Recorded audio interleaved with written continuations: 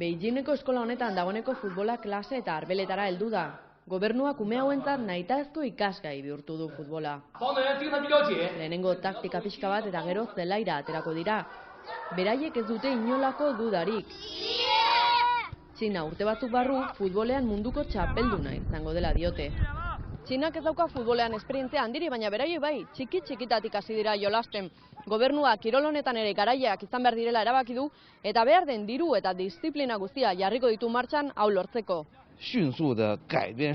Orain arte kirol individualetan espezializatu gara.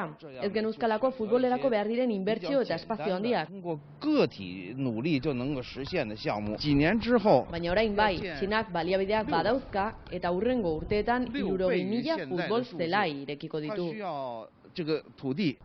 Hemen futbola berria denez, oraingoz entrenatzaile txinatar gutxi daude eta atzerritarrentzat lana soberan.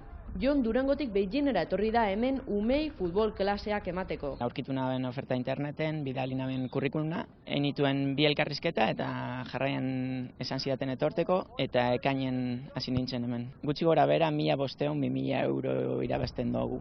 Entrenatzaileek astean egun bat bakarrik daukate libre deskantsatzeko, hala ere merezi duela dio. Hemen futbola gustatzen zaionarentzat etorkizuna badago.